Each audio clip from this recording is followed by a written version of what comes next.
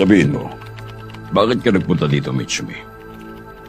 Papa, itong nakaraang buwan, paulit-ulit kong pinag-isipan ang laban na yun at sinuri ko ng mabuti. Pero, merong isang bagay na hindi ko talaga maintindihan. Ang pagkakaroon ng totoong martial artist sa pamilya natin. Ano ba talagang binabalak ninyo para sa akin?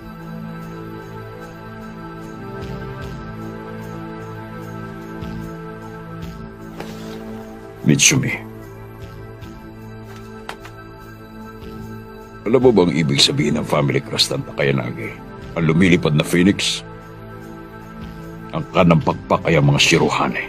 Ang kaliwang pakpak naman ay ang Akahane. At kabaligtaran ng mga martial artist ng Shirohane.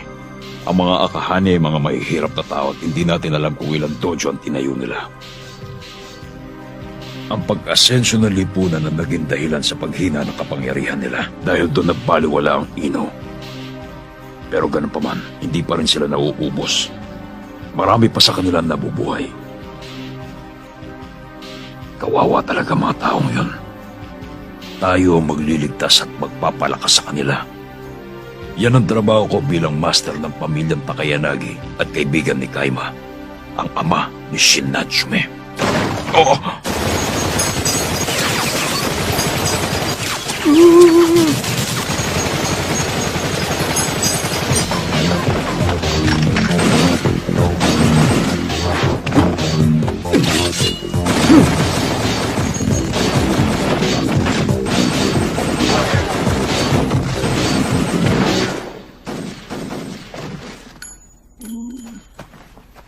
Saan ka pupunta, Mitsumi?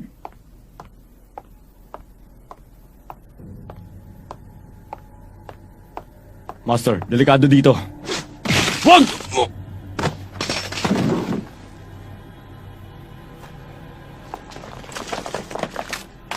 Mitsumi, ano ibig sabihin nito? Binayaran ko mga tauhan ni Fuchen para gawin ito. Mura lang. Pinambayad ko lang naman ng ilan sa mga building natin. Papa, tama ang sinabi mo. Pero, hindi kailangang iligtas sa mga taong may kapangyarihang Ino. Ang kailangan nila ay purong lakas. Hindi ba? Ang totoong martial artist ay may walang hanggang lakas. Hindi kita mapapatawad, Mitsumi! Yeah! Yeah!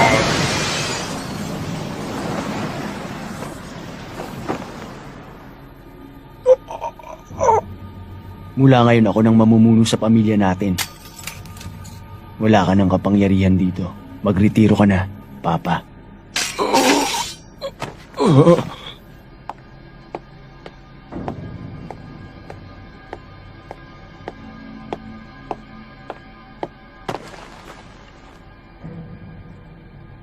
Mitsumi.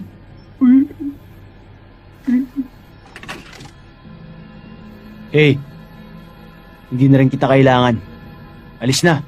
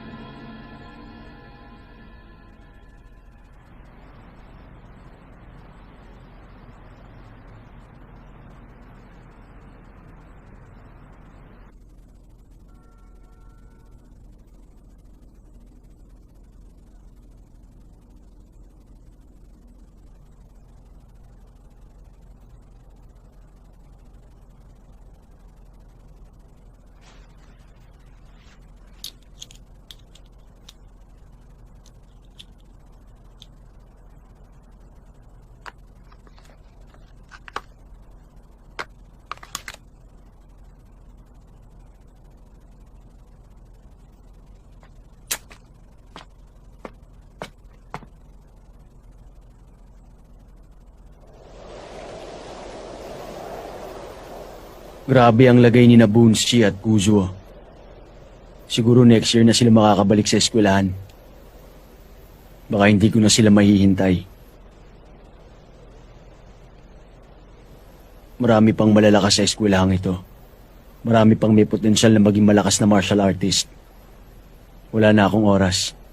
Kailangan kong mapalakas ang enforcement team sa lalong madaling panahon. Kung hindi, wala kaming pag-asa laban sa kanila pag gumaling na sila.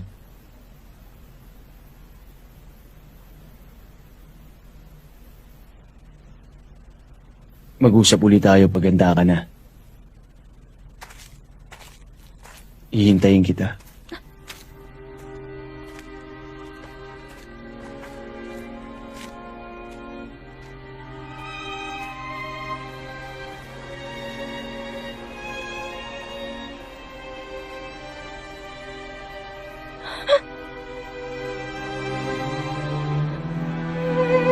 Mitsumi.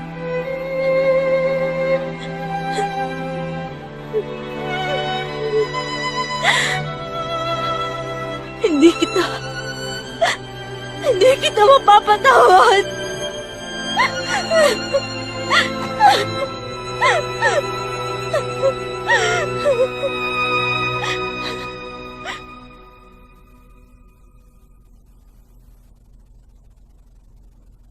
Ngayon, 2 taon na ang lumipas.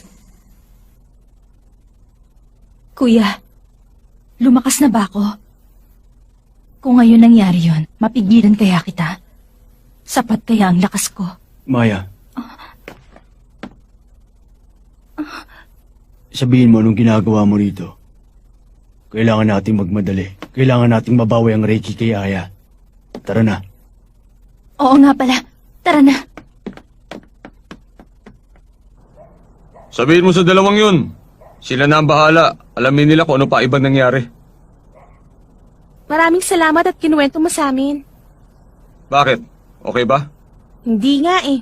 Mas galit ako ngayon kay Maya kaysa dati. Paano ba naman? Kung nagpakatatag lang siya, siguro walang nasaktan ng panahon na yun. Teka. Hindi naman kasi... Pero okay lang. Mapagkakatiwalaan ko na siya ngayon. At least ngayon, naiintindihan ko na siya. Alam kong hindi siya lumalaban para lang sa sarili niya. Galit nga ako sa kanya. Galit ako pero parang napalapit na ako sa kanya.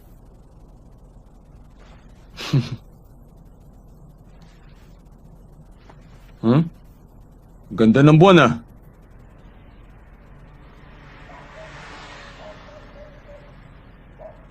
Oy, Bob. Ano yun? Soichiro. Nagugutom ako eh. Oo.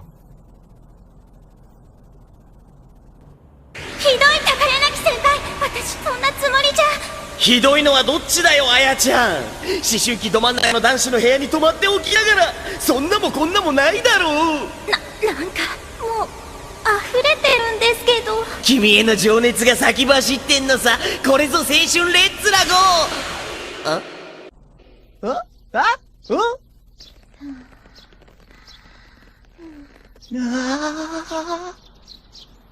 Bakit hanggang dito lang? Nakakabitin.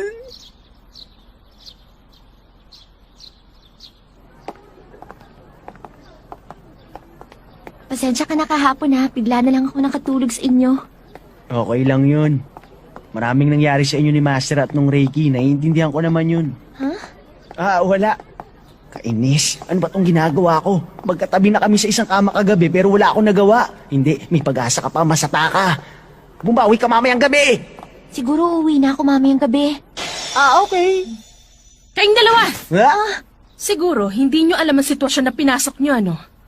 Akin ang espada. Ibigay niyo yan sa akin. Ate Maya! Master Delikado! Tumabi ka! Bakit malaging ganito? Aya, akin ang Reiki. Ayoko!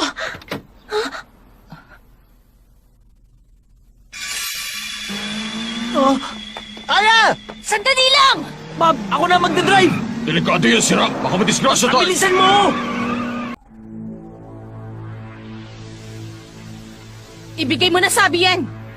Akin ang espada. Kung ayaw mong masaktan, ibigay mo na. Ayoko sabi! Matigas talaga ang ulo mo, ha? Kung hindi ka susunod sa akin, ihanda mong sarili mo. Todo High Enforcement Team! Shocking Pink Bomber! Emi Isuzu! Heto na ako! Layuan mo ako!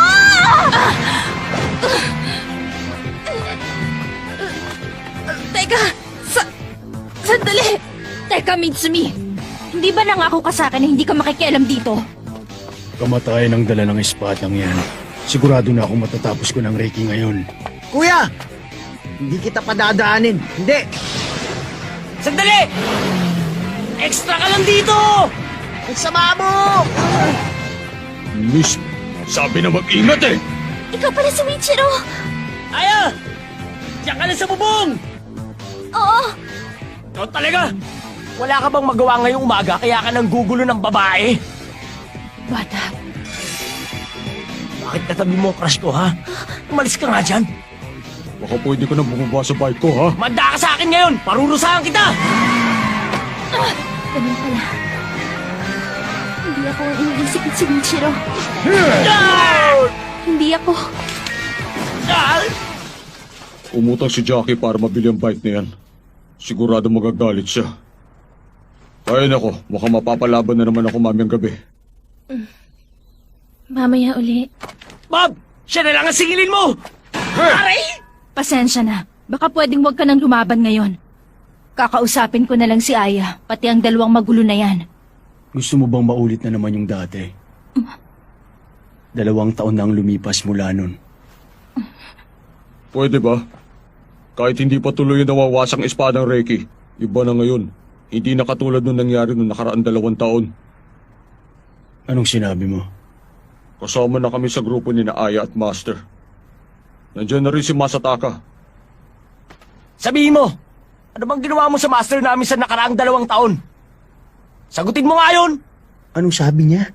Ngayon niyo lang tinawag na Master si Master, ah. Tama na yan! Bob, Okay, masyado ka mayabang! Minamalid mo kami, ah! Labanan mo nga ako! Yeah! Anong sabi mo? Mayabang ako? Makikita mo. Kuya! Masataka manood kang mabuti. Tatapusin kong kaibigan mo. Pwede ba? Alam mo ba kung bakit ka mayabang? Kasi puro ka salita! Wala kang utak kaya hindi mo alam na wala kang binadbad kumpara sa akin! Masyado kang pasigat! Hindi ka naman marunong pumili ng sendig na bet!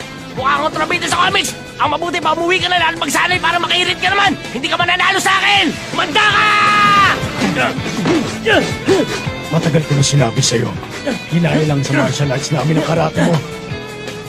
Ah, ganon ha? Eh, paano naman ito? Ikaw talaga. Saan mo nakuha yan? Ano yun? Ano yung pinakita niya? ano nga kaya, no? Basta laban! Lahat pwede!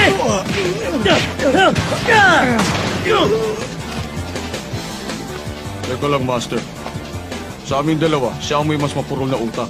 Kaya siya lang ang may makakagawa niyan. Malay mo, ginagawa niya yun para sa'yo. Ha? Yan lang bang kaya mo? Ano? Suichiro!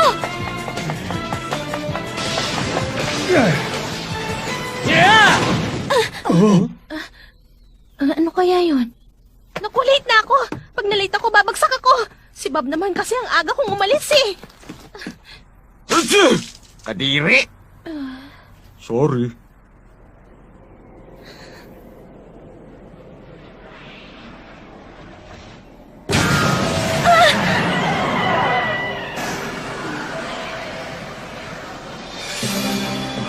Narinig ko. Anong alam mo sa nangyari nung nakaraang 2 taon? Sabihin mo sa akin! May mga naririnig na naman ako. Hindi mo alam, sasabihin ko sa'yo! Ayoko nang marinig. Walang kasalanan si Maya! Hindi ko mapapatawad ang mga tao na pinaiyak ang mga mahal nila! Ipapakita ko sa'yo ngayon kung ano ang kayang gawin ng isang sanggano para kay Maya! Tama na!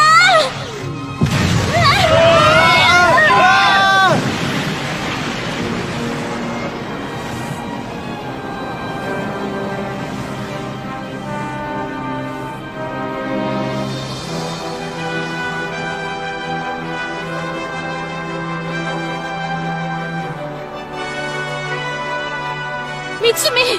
Soichiro! Alam ko. Naiintindihan ko naman eh.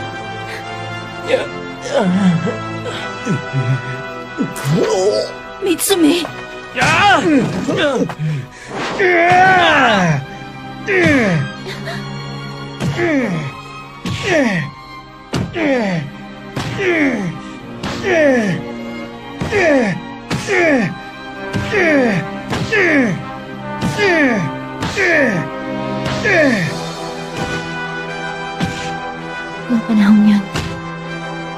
Nung panahon yun, nagdesisyon ako.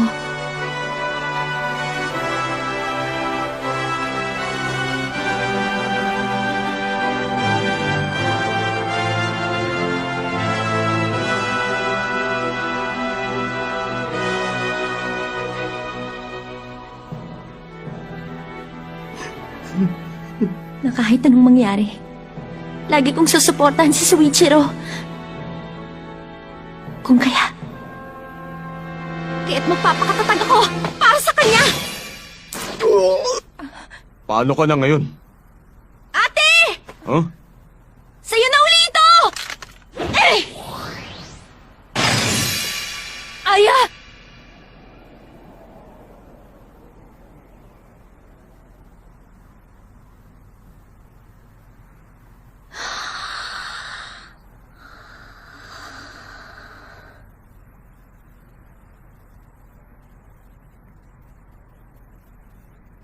Paalam na sa'yo, Soichiro.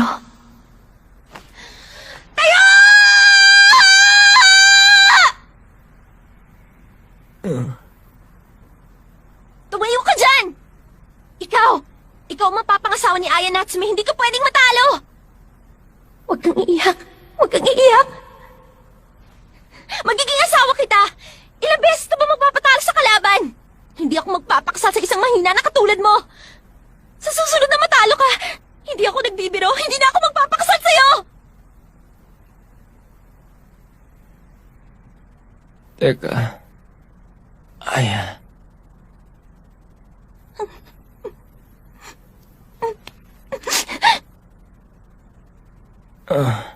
Sino nagsabi sa'yo? Napapayag ako magpakasal sa'yo. Ang sweet nila, no? Natsume. Tama na!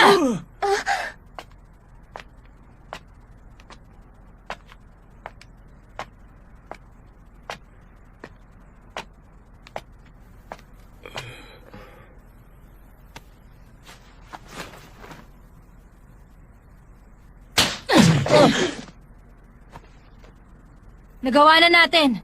Nabawi na ang Reiki. Ah! Pasensya na, pero hindi ako papayag na sirain mo yan ngayon. Huwag muna ngayon. At bakit ko naman ipagpapaliban yon? Pwede ba, Mitsumi, wag mong pagurin ang sarili mo? Ang pangit naman kung dito magtatapos ang laban natin. Sa ibang araw na lang. Sa susunod na buwan na ang preliminary round ng martial arts tournament. Mas maganda kung doon na natin tapusin ang away natin. Sige. Pero wag kang magkakamali. Hindi ko pinagbigyan ng Juken Book Club mo. Dahil may pagtingin pa ako sa iyo o kung ano pang dahilan. Alam ko na yon. Oo nga pala.